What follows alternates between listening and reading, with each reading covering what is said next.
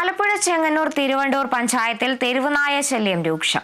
School കുട്ടികൾക്കും യാത്രക്കാർക്കും ഭീഷണിയായി 200ഓളം നായകളാണ് പഞ്ചായത്തിൽ വിലസുന്നത്.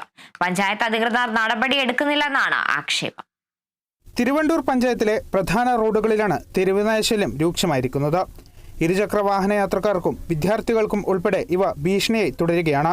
കഴിഞ്ഞ ദിവസം നായ കുറുകെ ചാടിയതിനെ തുടർന്ന് ബൈക്കിൽ നിന്ന് വീണ് മാധ്യമപ്രവർത്തകൻ AG സജികുമാറിന് പരിക്കേറ്റിരുന്നു. ഇദ്ദേഹം ഇപ്പോഴും ചികിത്സയിൽ തുടരുകയാണ്. അനുഭവസ്ഥനാണ് ഞാൻ. കഴിഞ്ഞ ദിവസം എനിക്കിതുകൊണ്ട് അനുഭവം ഉണ്ടായി. തെരുവുനായ എൻ്റെ ബൈക്കിന് വട്ടം ചാടി അപകടത്തിൽപ്പെട്ട് ഞാനിപ്പം ചികിത്സയിലിരിക്കുന്ന വ്യക്തിയാണ്. നിരവധി പേർക്കാണ് തെരുവുനായയുടെ കടി കേൾക്കുന്നതും അതോടൊപ്പം തന്നെ അപകടങ്ങൾ ഉണ്ടാകുന്നതും.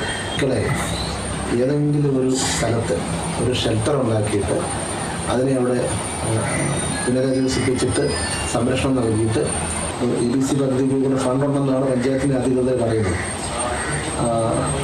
അത്തരത്തിലൊരു സംഭവങ്ങൾ അത്തരത്തിലൊരു പുനരധിവാസ പദ്ധതി ചെയ്തെങ്കിൽ മാത്രമേ ഇതിനെ ഒരു പരിധി വരെ ഒരു പരിഹാരം കാണാൻ സാധിക്കുകയുള്ളൂ. കഴിഞ്ഞ മാസം പേവിഷബാധയേറ്റ് വയോധികൻ മരിച്ചിരുന്നു. തുടർന്ന് പഞ്ചായത്തിന്റെ 5ാം വാർഡിൽ വളർത്തുനായകൾക്ക് വാക്സിനേഷൻ നൽകുന്ന പ്രവൃത്തി യുദ്ധകാല അടിസ്ഥാനത്തിൽ നടത്തി. അതേസമയം തെരുവുനായകൾക്കുള്ള വാക്സിനേഷൻ പൂർണ്ണമായും നടപ്പാക്കാൻ സാധിച്ചിട്ടില്ല എന്നാണ് ആക്ഷേപം ഉയരുന്നത്. ഫെബ്രുവരിയിൽ തെരുവുനായകൾക്ക് വാക്സിനേഷൻ നൽകിയതായി പഞ്ചായത്ത് അധികൃതർ അവകാശപ്പെടുന്നുണ്ട്. അവശേഷിക്കുന്നവയെ നിരീക്ഷിച്ച് വാക്സിൻ നൽകുമെന്നും ചിപ്പ് ഘടിപ്പിക്കാമെന്നുമാണ് പഞ്ചായത്ത് പറയുന്നത്. കൂട്ടം കൂടി പോകുന്നവയെ എങ്ങനെ കൃത്യമായി കണ്ടെത്തി വാക്സിൻ നൽകുമെന്ന കാര്യത്തിൽ കൃത്യമായ മറുപടി അധികൃതർ നൽകുന്നുമില്ല. വാക്സിനേഷൻ നൽകിയ നായയെ തിരിച്ചറിയാനുള്ള ഒരു അടയാളവും നൽകിയില്ല എന്നും പരാതിയിൽ ഉയരുന്നുണ്ട്. നായകൾക്ക് വാക്സിൻ നൽകാൻ 1,75,000 രൂപ പഞ്ചായത്ത് വകയിരുത്തിയിട്ടുണ്ട്. ABC പദ്ധതിക്ക് 2 ലക്ഷം രൂപയുമാണ് വകയിരുത്തിയത്.